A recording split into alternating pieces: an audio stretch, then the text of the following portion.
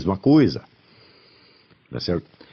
Por isso é que eu não gosto muito, embora eu mesmo tenha usado esse termo, a gente às vezes, claro, você não pode ter uma clareza terminológica inteirinha pronta de uma vez para todas, a gente vai percebendo as coisas mais aos poucos. Então, no início, quando você está arranhando um assunto, você usa os termos com que a coisa é designada no debate geral. E depois que você os examina. Isto faz parte da natureza da filosofia. Já expliquei para vocês. Isso é lição de Hegel. A dialética avança superando conceitos parciais ou até falsos. Mas você tem que usar os conceitos parciais porque são os únicos que você tem e são aqueles que são usados no debate público. Novamente, eu lembro que só existe uma dialética onde existe uma retórica antes. Então o que é uma retórica? É uma arte da persuasão, é uma maneira de induzir as pessoas a fazer algo que você quer que elas façam. Então, o argumento retórico ele não é verdadeiro nem falso, ele tem que ser persuasivo. Ele pode coincidir com a verdade, pode coincidir com o erro. A retórica não visa enganar as pessoas, mas também não visa lhes dizer a verdade. Então, visa apenas a induzi-las a uma determinada ação. Se não há uma multiplicidade, uma rede de discursos retóricos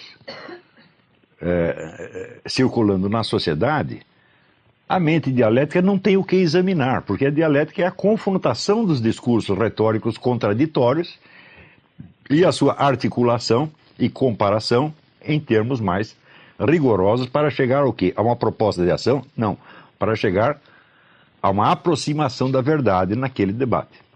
Então, é claro que todo exame dialético parte de termos usados retoricamente, que mais tarde, no curso do exame, você vai superar e jogar fora.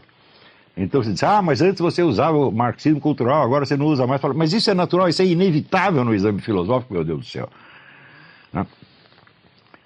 Se eu não partir de conceitos parciais que estão circulando na discussão pública retórica, eu vou examinar o quê? Então, o dialético ele está perante os discursos retóricos como um juiz está perante os discursos das partes. Quer dizer, você vai ter que partir dos elementos que as partes lhe forneceram, contra ou a favor. É isso que você tem na mão. E no curso do exame você vai superando aquilo e você pode, chegar, a uma aproximação da verdade que confirma um dos lados, desmente os dois, confirma os dois, pode dar qualquer coisa, né? Então, o primeiro problema que eu vejo, no conceito de marxismo cultural, embora eu mesmo o tenha usado provisoriamente, é que a perspectiva gramsciana não é a mesma da Escola de Frankfurt. A Escola de Frankfurt nada tem de utópico. Eles não acreditam em nada. E quando propõem coisas como, sei lá, revolução sexual, etc., etc., para eles isso tem um caráter experimental. Que pode ser bom, pode ser ruim, tá certo? Mas em última análise só faz parte do processo de autodestruição e da produção de novas ruínas. Ao passo que em Gramsci existe ainda o forte elemento da esperança utópica. E quando se diz então que um sujeito é um marxista cultural, pode ser qualquer dessas duas coisas. Ele pode ser, um verdadeiro nihilista destrutivo, como Herbert Marcuse, ou pode ser um utopista, tá certo? Como o nosso John Willis, que acredita num paraíso gay. Então eu digo, mas evidentemente não é a mesma coisa. Então, o próprio conceito de marxismo cultural não basta para definir ninguém, tá certo? Em termos, do conteúdo, seja do seu discurso ideológico, seja da lógica real das suas ações. A gente sempre tem que distinguir as duas coisas. Existem sempre dois níveis de discurso. Você tem um discurso puramente ideológico, que é para os militantes, as massas, em geral um discurso de autojustificação, e você tem a lógica interna da ação, que não é um discurso para as multidões, embora não seja necessariamente secreto. Ele é um segundo nível, que é, a articulação e o planejamento das ações de uma maneira a mais racional possível. Você nota esse contraste, por exemplo, se você examina a propaganda do PT e os discursos dentro do Foro de São Paulo. Não são a mesma coisa, evidentemente, nem poderia ser. ou os discursos nas assembleias internas do próprio PT. Então, a simples existência desse duplo nível torna inviável você descrever as correntes em luta nos termos da sua, aspas, ideologia. Né? Quer dizer, o discurso ideológico ele já é ambíguo por sua própria natureza e também é necessário levar em consideração esta regra que existe em todos os partidos comunistas desde a fundação do primeiro deles, que é o seguinte: o Partido Comunista sempre tem uma fachada pública e tem um comando clandestino. Quer dizer, o comando é sempre clandestino. Isto é regra geral. Por quê? Porque o partido pode estar na legalidade, tá certo? Mas não se sabe quanto tempo vai durar essa legalidade. Amanhã ou depois pode dar um golpe militar, uma coisa assim, e você está na ilegalidade. Então, se você expuser todos os seus mecanismos, você vai estar totalmente vulnerável. Então, sempre tem que ter uma parte mais reservada, tá certo? E é claro que a ideologia faz parte só da primeira camada, da camada popular. A lógica interna das ações pode ser uma coisa tão alucinantemente diferente da ideologia que um ingênuo vendo de fora pode achar até que aquilo é traição. Então, por exemplo, todas essas alianças que o PT fez, né, nós podemos perguntar assim: o PT fez as alianças em público tendo um plano secreto de depois jogar fora os seus aliados e tomar o poder total, ou ao contrário, prometeu à militância que mais tarde ia jogar fora os aliados burgueses, tá certo? Mas por dentro sabia que não ia poder se livrar deles de maneira alguma e queria apenas se consolidar no poder com aliados e tudo, como está até hoje, aliás, né? As duas coisas são verdade ao mesmo tempo. Ou seja, é a mesma coisa que você dizer: o partido não sabe exatamente o que ele vai poder fazer.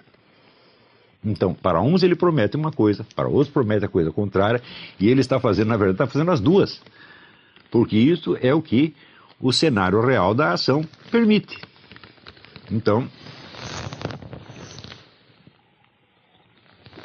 agora, como, vamos dizer, o papel aceita qualquer coisa e a tela de computador também aceita qualquer coisa, então você tem milhares de bobocas, tá certo? Pessoas, em geral jovens, sem experiência, sem leitura, tá certo?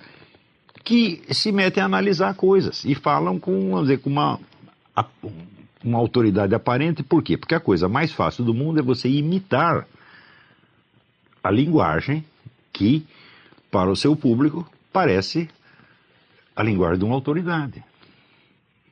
E sobretudo no Brasil, o brasileiro é tremendamente mimético, não é isso? Então, isso evidentemente cria uma confusão e nos obriga, às vezes, à pior e mais difícil das discussões, que é aquilo que na retórica antiga já chamava-se o genus admirabile. O que é o genus? Veja, tem vários gêneros de discurso retórico, e um deles chamava-se genus admirabile, por ser o mais difícil, que é o quê? É o discurso feito para um juiz inepto, o juiz que não compreende o que você está dizendo. Então, toda hora eu estou me metendo em discussões desse tipo, que é o genus admirabile, porque eu sou obrigado a me explicar para alguém que não só não está entendendo, como naquele momento, pelo menos, não tem a capacidade de entender. E, evidentemente, quando você faz isso, você cria no seu interlocutor uma irritação, uma raiva. E o indivíduo sente que você o está enganando, porque simplesmente a coisa é mais complexa do que ele tinha imaginado. E, como ele já equacionou tudo em termos de duas ideologias em conflito e me nomeou defensor de uma delas, quando eu começo com a complexidade da coisa, ele só pode achar que eu estou enrolando. Isso já aconteceu 1000 vezes. Tá certo? Mas, esse é, na verdade, o problema, talvez o problema mais sério do Brasil. Quer dizer, é uma camada imensa de pessoas ineptas e que tomaram partido de alguma coisa na qual elas acreditam. E acreditam que o seu interlocutor está fazendo a mesma coisa. Por exemplo, este rapaz que eu estou mencionando, que chama Leandro Dias, ele, para provar que eu disse que o Jorge Soros é marxista cultural, ele cita alguns artigos do Mídia Sem Máscara que dizem que estão nesse sentido, só que não são artigos meus.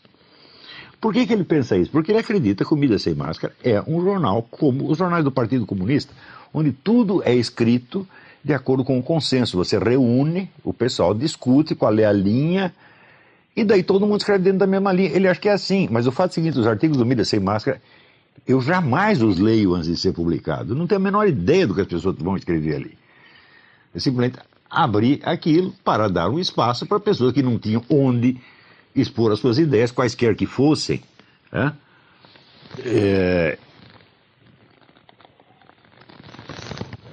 Então eu falo, bom, no Mídia Sem Máscara, quando você tem uma impressão de pluralismo, não, o pluralismo existe mesmo, ele é real, ele não é uma camuflagem de uma linha secreta que nós estamos defendendo, tá certo? Mas até essa complexidade já pode parecer excessiva para determinados interlocutores que estão acostumados. Olha, aqui temos nós com a nossa classe proletária, na qual não tem proletário nenhum, e do outro lado tem a classe burguesa, onde também não tem burguês nenhum, e eu defendo essa ideologia, ele defende aquela ideologia. Bom, isso faz parte, evidentemente, da discussão retórico-publicitária vulgar, e não tem absolutamente nada com aquilo que eu estou querendo fazer. Quer dizer, eu estou fazendo um esforço monstro, gastando todos os meus neurônios para ver se eu entendo realmente o que está acontecendo, quem está lutando pelo quê e no que vai dar isso pelos próximos anos. E tentando formar um grupo de pessoas para que se capacitem para fazer esse tipo de análise. Por quê? Se você não tem numa sociedade de 200 milhões de habitantes como o Brasil, se você não tem pelo menos 50 pessoas capazes de fazer essa análise, o país está ferrado. Aquilo vai ser um jogo de cabra cega, como está sendo no momento. É isso? Onde, veja, por um lado, as pessoas se queixam de que estão sendo submetidas a um governo totalitário, e por outro lado, se queixam de que está tudo um caos. Digo, mas se está tudo um caos, quer dizer que ninguém manda. E se ninguém manda, então não pode ser totalitário. Não é isso? Mas acontece que existe essa tendência totalitária, essa tendência caótica ao mesmo tempo, e existe ainda a possibilidade de o esquema totalitário tentar se aproveitar do caos e a possibilidade de o caos diluir os planos da minoria totalitária. Tudo isso pode acontecer e está acontecendo. E mais ainda, está acontecendo com uma velocidade impressionante que torna difícil você acompanhar essas mudanças. E eu confesso que, à medida que o tempo passa, eu me sinto cada vez mais incapaz de fazer isso sozinho. Precisa mais gente.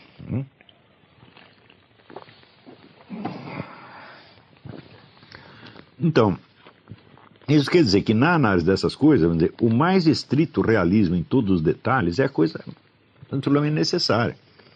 E o desejo de você se autodefinir e de defender os seus valores e de persuadir pessoas só pode atrapalhar.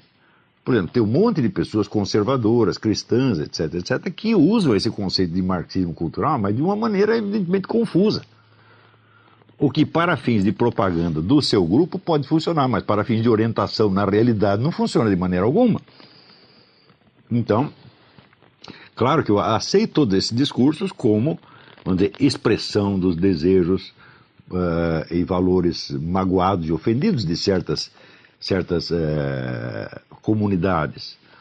Mas nós, como estudantes da coisa, não podemos nos deixar iludir por isso de maneira alguma. O sujeito diz, não, nossa luta é contra o marxismo cultural. Eu digo, peraí, eu estou falando que tem 3 esquemas globalistas, cada um deles é enormemente múltiplo e confuso na sua identidade, e nós temos que nos orientar no meio disto. Tá certo? Se perguntar contra que você está, fala, estou contra os 3, evidentemente.